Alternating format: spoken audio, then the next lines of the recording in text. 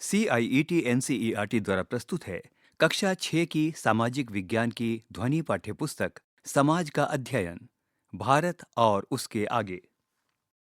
पृष्ठ 41। अध्याय 3। स्थल रूप एवं जीवन। मनुष्यों के भार से मुक्त, अनेक प्रकार की ऊंचाइयों, ढलानों तथा विशाल समतल भूमि से युक्त, अनेक प्रकार की शक्तियों से संपन्न, पेड़ पौधों को आधार प्रदान करती हुई, हम सभी के लिए विस्तार को प्राप्त हो तथा अपनी संपन्नता को प्रदर्शित करें। पृथ्वी मेरी माता है तथा मैं उसकी संतान।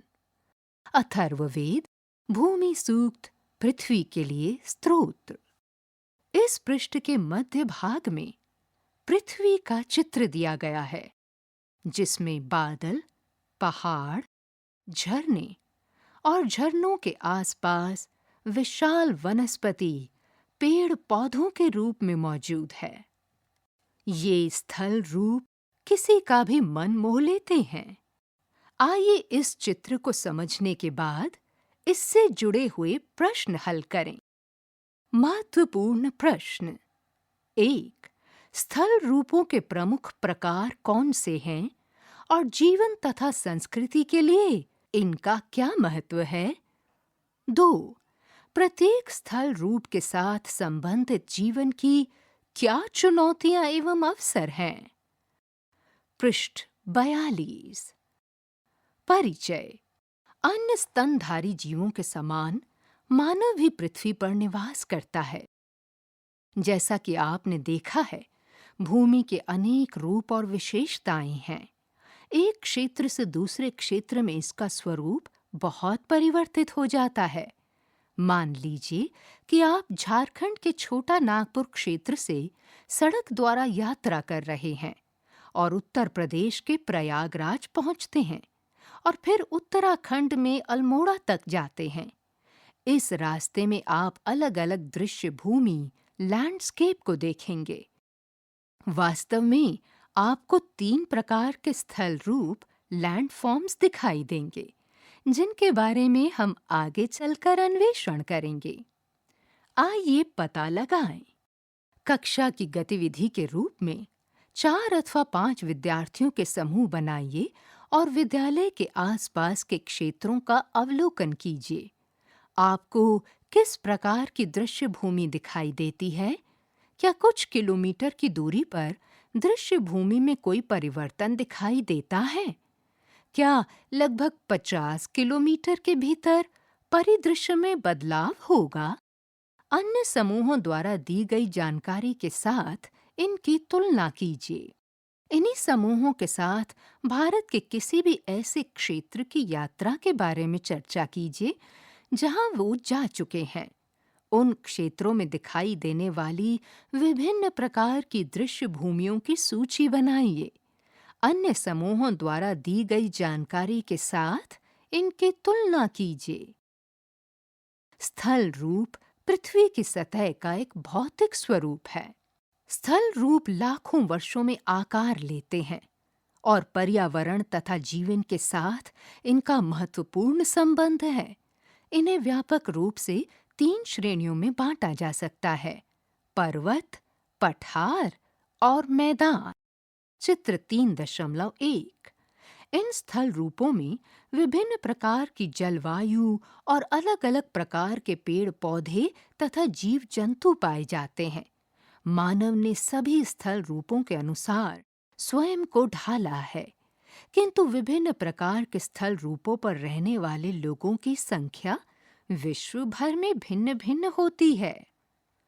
पर्वत। पर्वत वे स्थल रूप हैं जो आसपास की भूमि से कुछ अधिक ऊंचे होते हैं। इन्हें चौड़े आधार, खड़ी ढलान, चढ़ाई और संकरे शिखर, चोटियों के रूप में पहचाना जा सकता है। कुछ पर्वत अपनी अधिक ऊंचाई के कारण हिम से ढके होते हैं। ग्रीष्म ऋतु में कम तुंगता एल्टीट्यूड पर हिम पिघल जाती है और जल में बदलने के बाद नदियों में पहुंचती है।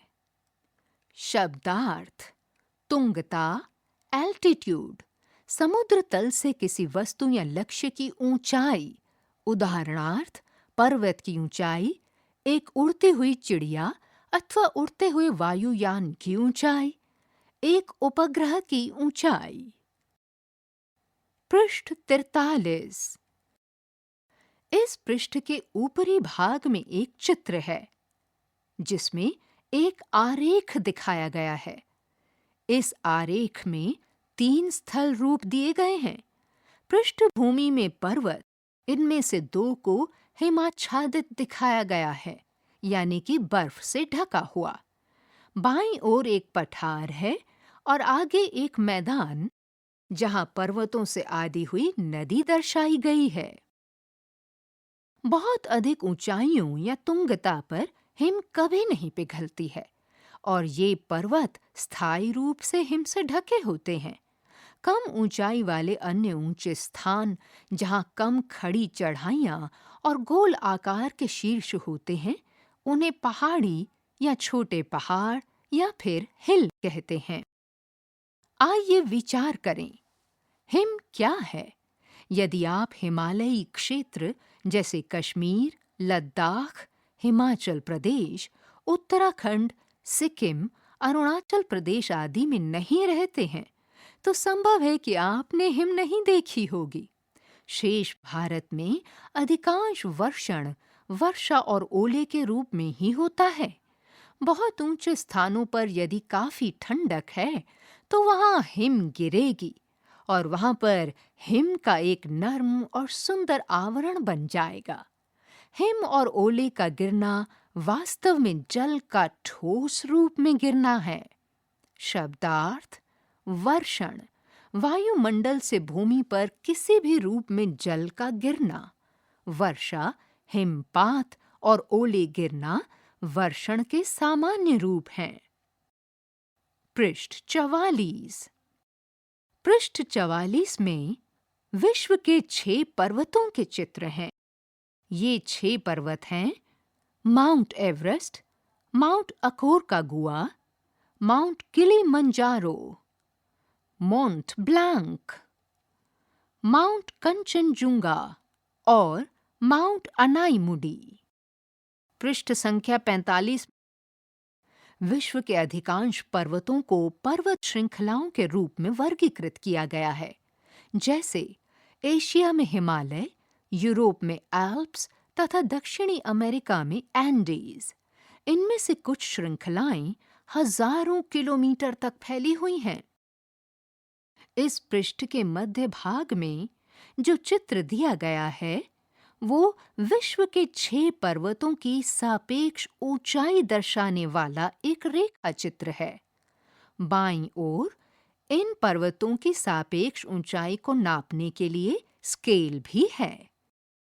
चित्र 3.2 में विश्व के 6 पर्वत दिखाए गए हैं। चित्र 3.3 में इन्हें ऊपर से नीचे तक इनकी सापेक्षिक ऊंचाइयों का दृश्य प्रभाव देने के लिए एक साथ प्रस्तुत किया गया है।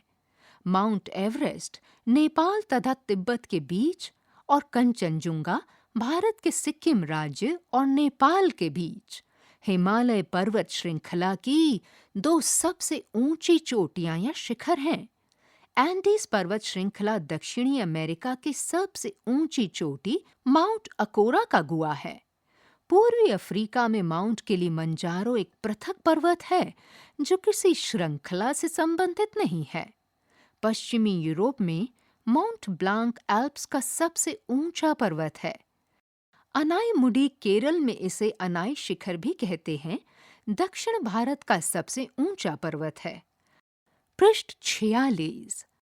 हिमालय जैसे ऊंचे और नुकीली चोटियों वाले पर्वत अपेक्षाकृत नवीन हैं, जिसका अर्थ है कि पृथ्वी के इतिहास में ये हाल ही में निर्मित या युवा पर्वत है, किंतु फिर भी इन्हें बने हुए लाखों वर्ष हो चुके हैं। कुछ छोटे और अधिक गोलाकार पर्वत और पहाड़ियां जैसे अरावली श्रृंखला काफी पुरानी हैं और अपरदन के कारण ये गोल आकार की हो गई हैं, जैसा कि हिमालय के साथ हुआ। उन्नयन और अपरदन आज भी चल रहा है। आप इन प्रक्रियाओं और उनके कारणों के बारे में विज्ञान में और अधिक पढ़ेंगे। यहाँ इतना ही कहा जा सकता है कि विश्व के कुछ पर्वतों जैसे हिमालय की ऊंचाई आज भी बढ़ रही है। पर्वतीय परिवेश।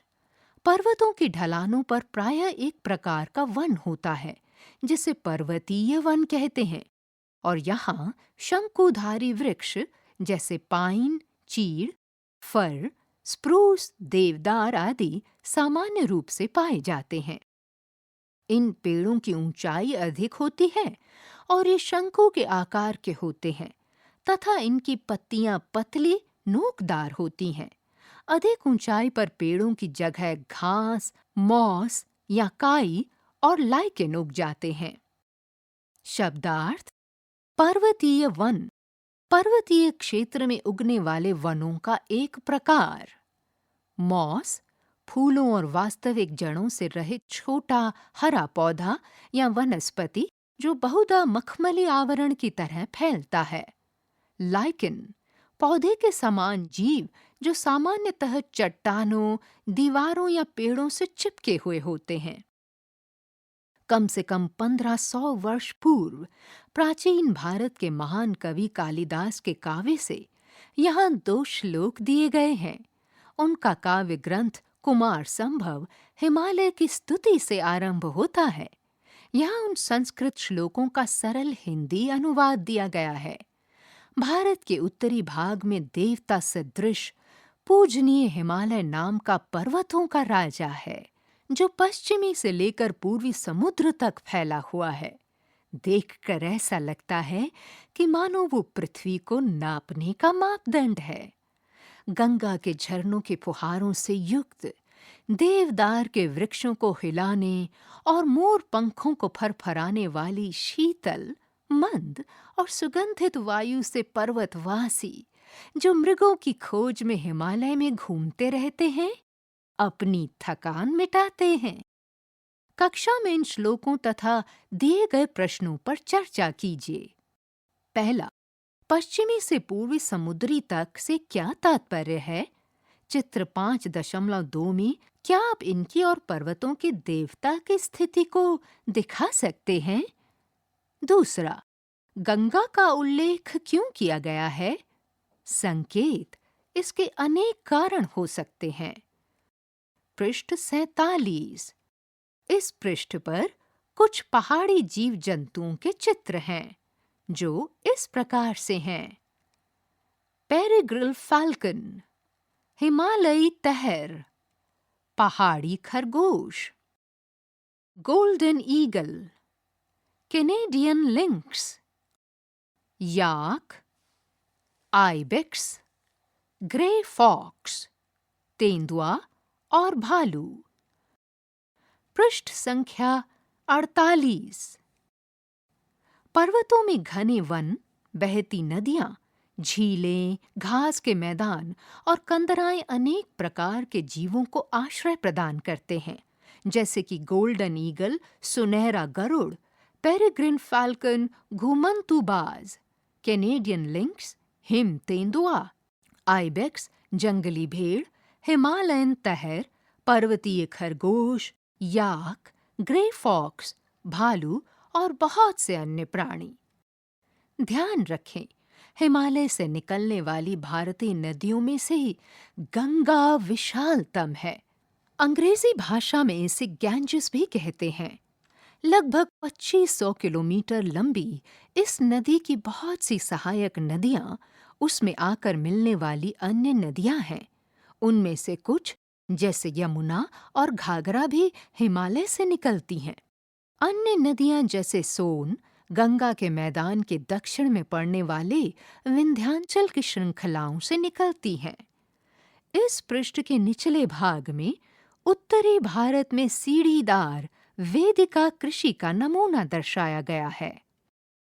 पृष्ठ 49। पर्वतीय जीवन।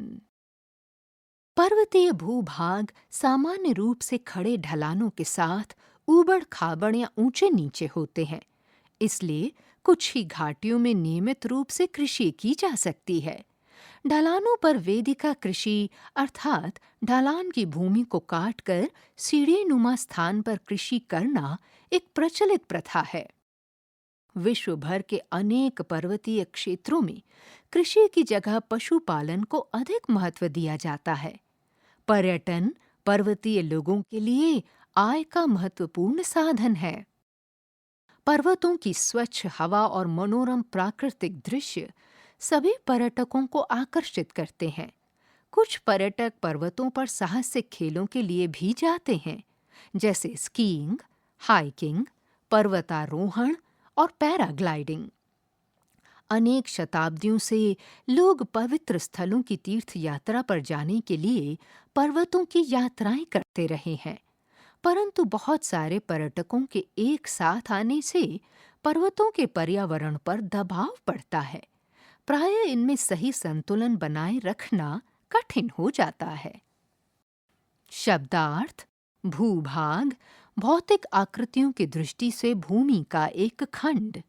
घाटी, पहाड़ों के बीच का एक निचला क्षेत्र जिसमें प्रायः नदी अथवा जलधारा बहती है। ध्यान रखें, बछेंद्री पाल ने बहुत कम आयु में ही पर्वतारोहण प्रारंभ कर दिया था और उन्होंने अनेक महिलाओं द्वारा किए जाने वाले पर्वतारोहण अभियानों का नेतृत्व किया। बछेंद्री पाल 1984 में माउंट एवरेस्ट पर चढ़ने वाली प्रथम भारतीय महिला थीं। इसके लिए उन्हें पद्मश्री 1984 एवं पद्म भूषण 2019 से सम्मानित किया गया। अरुणिमा सिन्हा जब 31 वर्ष की थीं, तब एक दुर्घटना में उन्होंने अपना एक पैर गंवा दिया था। बछेंद्री पाल के प्रोत्साहन एवं प्रशिक्षण से 2013 में उन्होंने माउंट एवरेस्ट पर चढ़ाई की। इसके बाद उन्होंने सभी महाद्वीपों की सबसे ऊंची चोटियों पर भी चढ़ाई की। अंटार्कटिक की माउंट विंसन सहित इन उपलब्धियों पर उन्हें 2015 में पद्मश्री से सम्मानित किया गया। आइए पता लगाएं। चित्रों के माध्यम से चित्र 3.6 पृष्ठ 50 में पर्वतों पर रहने वाले लोगों के सामने आने वाली चुनौतियों को दर्शाया गया है। कक्षा में समूह बनाकर चर्चा कीजिए और प्रत्येक पर एक अनुच्छेद लिखिए। ये भी विचार कीजिए कि जब पर्वतों पर इतनी सारी चुनौतियां हैं, फिर भी लोग वहां क्यों रहते हैं? पृष्ठ 50। यहाँ पर पर्वतीय जीवन के कई सकारात्मक पक्षों के चित्र हैं, जैसे शुद्ध वायु, मनोरम दृश्य आदि।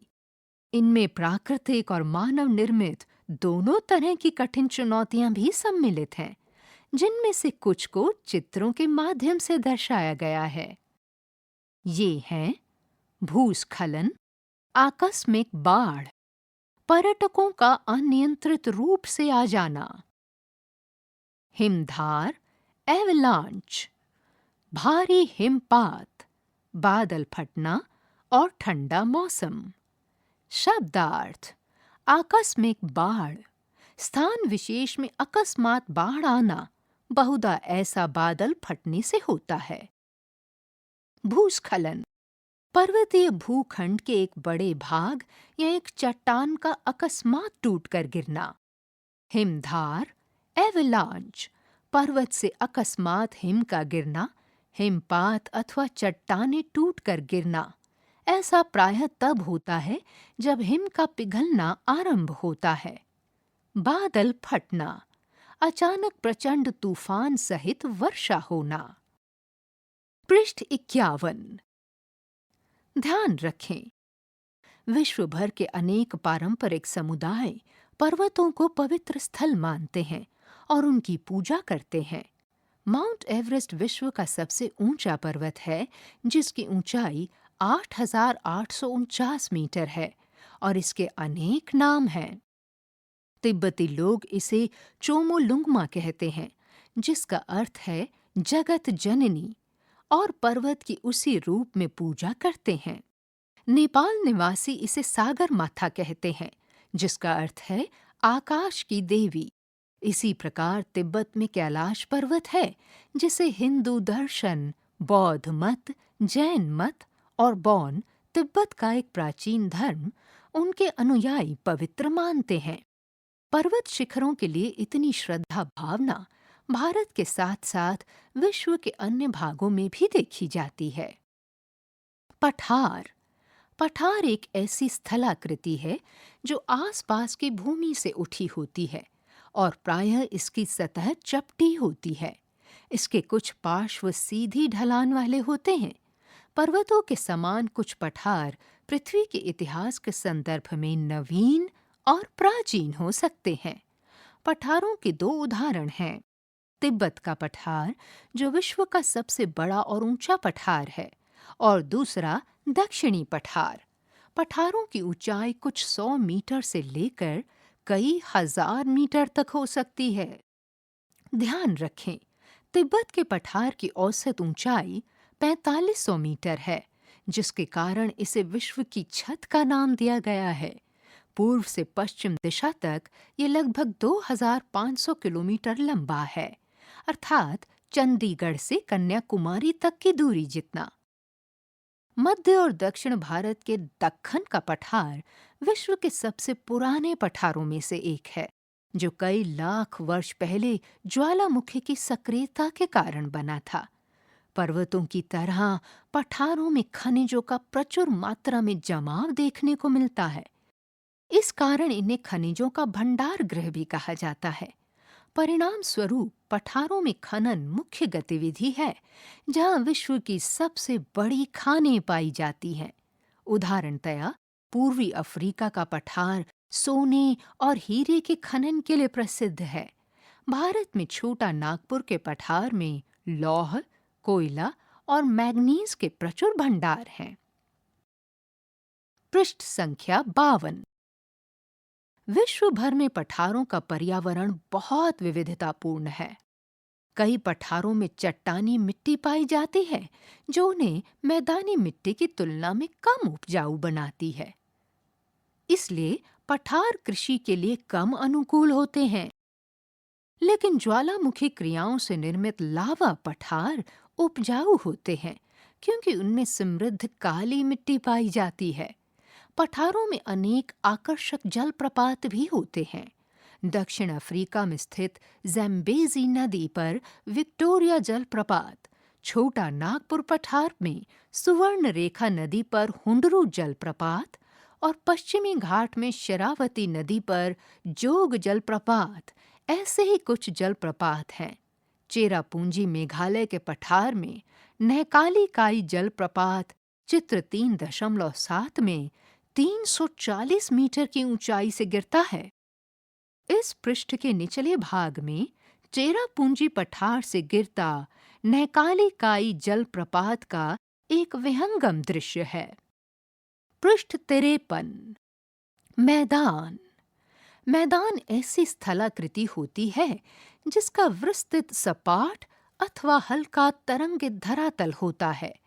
उसमें कोई ऊंची पहाड़ियां अथवा गहरी घाटियां नहीं पाई जाती हैं। सामान्यतः मैदान की ऊंचाई समुद्र तल से 300 मीटर से अधिक नहीं होती। पर्वत श्रृंखलाओं से निकलने वाली नदियों की बाढ़ से निर्मित ये समतल भूमि है। यहाँ नदियां रेत, चट्टानों के कणों और गाद को एकत्रित करती हैं, जिन्हें तलछट कहा जाता है। नदियां इन तलछटों को अपने साथ बहाकर समतल भूमि में लाकर जमा कर देती हैं और मिट्टी को उपजाऊ बनाती हैं। फलस्वरूप ये मैदान सभी प्रकार की फसलों को उपजाने के लिए उपयुक्त होते हैं। इस प्रकार के भूभागों में लोगों का मुख्य आर्थिक व्यवसाय कृषि होता है। मैदान विविध प्रकार की वनस्पतियों और जीव जंतुओं का भी भरण पोषण करते हैं। शब्दार्थ: समुद्र तल, समुद्र की सतह का औसत स्तर, इसे माध्य समुद्र तल भी कहते हैं। इस पृष्ठ के निचले भाग में एक विश्व मानचित्र है, जिसके अंदर कुछ प्रमुख पर्वत श्रृंखलाएं, पठार और मैदान भी दर्शाए गए हैं, जैसे Mississippi, Alaska, Amazon, Andes, Atlas, Nile, Ural, Mongolian, Sindhu, Tibet, Himalaya, Yangtze, Ganga और ब्रह्मपुत्र और पूर्वी अफ्रीकी पैंटागोनियन के साथ। इस चित्र में पठारों को भूरे रंग से दर्शाया गया है, नदियों के मैदान हरे रंग में हैं और पर्वत श्रृंखलाएं केसरी रंग में हैं। आइए पता लगाएं। चित्र 3.8 में दर्शाए गए स्थल रूपों में रंगों के कोड का प्रयोग कीजिए।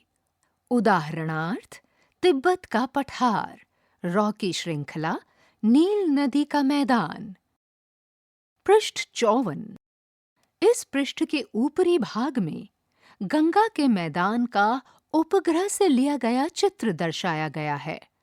चित्र को अच्छे से समझकर इन दिए गए प्रश्नों का उत्तर दीजिए। आइए पता लगाएं। कक्षा की गतिविधि के रूप में बहुत ऊंचाई से लिए गए उत्तर भारत के क्षेत्र के उपग्रह चित्र 3.9 का अवलोकन कीजिए और उस पर चर्चा कीजिए। गंगा के मैदान का रंग कौन सा है? सफेद रंग किस वस्तु को दर्शा रहा है? उपग्रह चित्र के नीचे बाईं ओर भूरे रंग का फैलाव क्या दर्शा रहा है?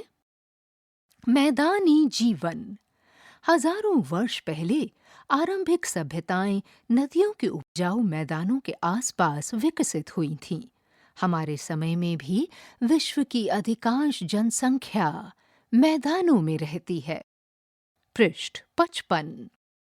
भारत की कुल जनसंख्या की 1/4 से अधिक अर्थात लगभग 40 करोड़ की जनसंख्या भारत के गंगा के मैदान में रहती है। विश्व के बहुत से अन्य मैदानों के समान इन क्षेत्रों में रहने वालों का मुख्य व्यवसाय मत्स्य पालन और कृषि है। यहाँ चावल, गेहूं, मक्का, जौ और मोटे अनाज जैसे ज्वार, बाजरा, रागी जैसी खाद्य फसलें उगाई जाती हैं। साथ ही कपास, जूट और सन जैसी रेशेदार फसलें भी उगाई जाती हैं। परंपरागत कृषि मुख्यतः वर्षा पर निर्भर होती है, अर्थात वर्षा जल से फसलों को जल मिलता है।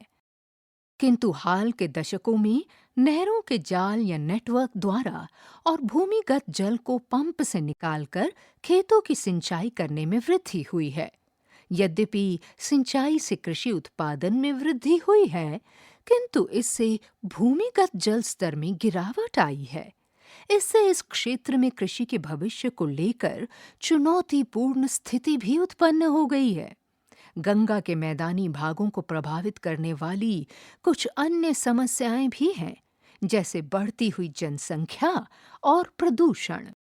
चाहे पर्वत हो या मैदान, विश्व में बहने वाली नदियां बहुत से सांस्कृतिक मूल्यों का वहन करती हैं। विशेष रूप से बहुत से समुदाय नदी के स्रोत और 1-2 नदियों के संगम स्थल को पवित्र स्थल मानते हैं। भारत में इन स्थानों पर बहुत से त्योहार, समारोह और धार्मिक कृत्य किए जाते हैं। मैदान में हल्की ढलान होती है, अतः वहां नदी में नौका संचालन सुगम होता है और इससे बहुत सी आर्थिक गतिविधियों को भी सहायता मिलती है। पहले लोग एक स्थान से दूसरे स्थान पर जाने के लिए नदी मार्ग का ही व्यापक रूप से प्रयोग करते थे। आज भी गंगा के किनारे ऐसे स्थान हैं जहां लोग आने जाने के लिए नौकाओं का ही प्रयोग करते हैं। शब्दार्थ: संगम स्थल, 2 या 2 से अधिक नदियों के मिलने का स्थान। आइए पता लगाएं। क्या आप अपने प्रदेश की नदी के स्रोतों अथवा संगम के कुछ उदाहरण दे सकते हैं जिन्हें किसी समुदाय द्वारा पवित्र स्थल माना जाता है? अपने पास की नदी पर जाइए और वहां होने वाली सभी आर्थिक या सांस्कृतिक गतिविधियों का अवलोकन कीजिए। उन्हें लिखकर अपने सहपाठियों के साथ उन पर चर्चा कीजिए। भारत के कुछ लोकप्रिय पर्यटन स्थलों के नाम बताइए। साथ ही पहचानिए कि वे पर्यटन स्थल किस प्रकार के स्थल रूप से संबंधित हैं। पृष्ठ 56। इस पृष्ठ के ऊपरी भाग में गंगा नदी में नौका परिवहन का एक उदाहरण दर्शाया गया है। इस चित्र में लोग अपना सामान एक जगह से दूसरी जगह तक लाते और ले जाते हैं। इस अध्याय में हमने पूरी पृथ्वी के 3 प्रमुख स्थल रूपों के बारे में समझा, परंतु इसका स्वरूप जटिल है और विशेषज्ञ प्रायः कुछ और स्थल रूपों के बारे में भी बताते हैं। इनमें से एक स्थल रूप मरुस्थल है। यदा कदा वर्षा प्राप्त करने वाले मरुस्थल व्यापक व दूर दूर तक शुष्कता का फैलाव लिए होते हैं। उनके वनस्पति जगत और प्राणी जगत विलक्षण ही होते हैं। कुछ मरुस्थल गर्म होते हैं, जैसे कि अफ्रीका का सहारा मरुस्थल अथवा भारतीय उपमहाद्वीप के उत्तर पश्चिम में स्थित थार मरुस्थल। कुछ अन्य मरुस्थल ठंडे हैं, जैसे कि एशिया का गोबी मरुस्थल। कुछ विशेषज्ञ अंटार्कटिक महाद्वीप को भी मरुस्थल मानते हैं। जीवन जीने की कठिन परिस्थितियों के उपरांत भी लोगों ने अधिकांश मरुस्थलों के पर्यावरण के अनुसार अपने आप को ढाल लिया है।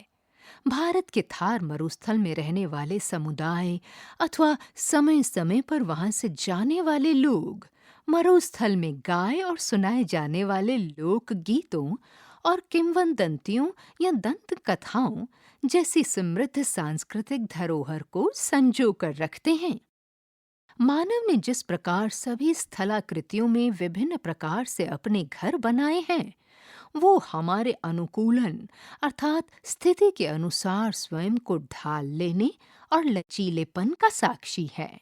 शब्दार्थ लचीलापन, रेजिलियंस, चुनौतियों और कठिनाइयों का सामना करने अथवा उनके अनुसार ढलने की क्षमता। पृष्ठ 57। प्राचीन तमिल संगम कविता की 5 टीनें 5 दृश्य भूमि हैं, जो कुछ विशिष्ट देवताओं, जीवन शैलियों, मनोदशाओं अथवा भावनाओं जैसे प्रेम, अनुराग, अलगाव, झगड़ा आदि से जुड़ी है। ये तालिका केवल 5 दृश्य भूमियों की विशेषताओं और प्रत्येक में मुख्य मानव व्यवसायों को सूचीबद्ध करती है।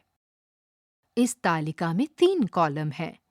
सबसे बाईं ओर के कॉलम का शीर्ष है टिनै, जिसके नीचे लिखा है कुरिंजी, मुलाई, मरुदम, नेयदल और पालय। दृश्य भूमि शीर्ष के नीचे लिखा है पर्वतीय क्षेत्र, घास के मैदान और वन, उपजाऊ कृषि के मैदान, तटीय क्षेत्र, शुष्क मरुस्थल जैसे प्रदेश। सबसे आखिरी कॉलम का शीर्ष है मुख्य व्यवसाय और इसके नीचे लिखा है आखेट और संग्रह करना, पशुपालन, कृषि, मत्स्य पालन और समुद्री यात्रा और घुमंतु और युद्धरत।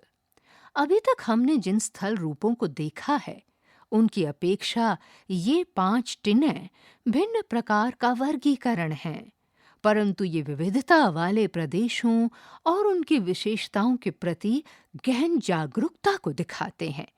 ये हमारे और पर्यावरण के बीच गहन संबंध को भी दर्शाते हैं।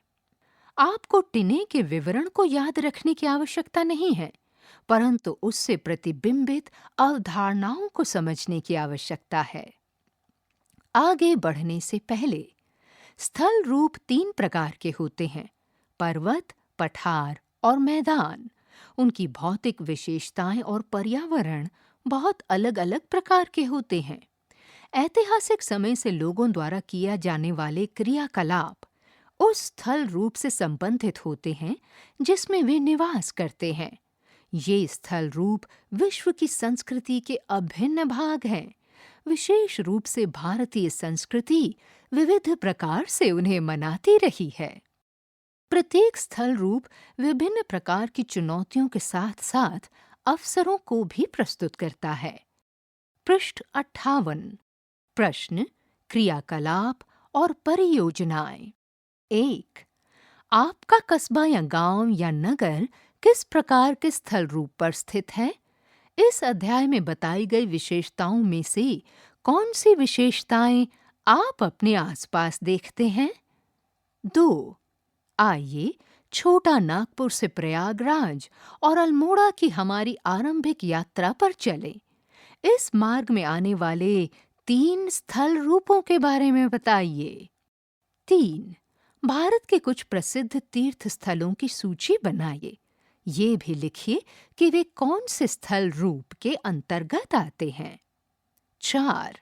सही या गलत बताइए। हिमालय गोल शिखरों वाली नवीन पर्वत श्रृंखला है। पठार प्रायः एक ओर से उठे हुए होते हैं। पर्वत और पहाड़ियां एक ही प्रकार के स्थल रूप हैं। भारत में पर्वत, पठार और नदियों में एक ही प्रकार के वनस्पति और प्राणी जगत पाए जाते हैं। गंगा यमुना की सहायक नदी है। मरुस्थल का वनस्पति जगत और प्राणी जगत विलक्षण होता है। क्या ये सही है या फिर गलत? हिम के पिघलने से नदियों में जल आता है। मैदानों में नदियों द्वारा एकत्र किए गए तलछट भूमि को उपजाऊ बनाते हैं। सभी मरुस्थल गर्म होते हैं। बताइए, ये कथन सही है या फिर गलत? 5. शब्दों के जोड़े बनाइए। यहाँ पर 2 कॉलम बने हुए हैं जो कि अनेक पंक्तियों से विभाजित हैं। पहले कॉलम की पंक्तियों में लिखा है माउंट एवरेस्ट, राफ्टिंग, ऊंट, पठार, गंगा का मैदान, जल मार्ग, माउंट किलिमंजारो और यमुना। दूसरे कॉलम की पंक्तियों में लिखा है अफ्रीका, विश्व की छत, धान के खेत, मरुस्थल, नदी, गंगा, सहायक नदी और पर्वतारोहण। समाज का अध्ययन, भारत और उसके आगे। अभी आप सुन रहे थे कक्षा 6 की सामाजिक विज्ञान की ये ध्वनि पाठ्यपुस्तक। वाचन स्वर ममता मलकानी, ध्वन्यांकन मंजू कुमारी, निर्माण सहयोग सौम्या मलिक, निर्देशन एवं निर्माण विमलेश चौधरी तथा प्रस्तुति CIET NCERT नई दिल्ली, भारत।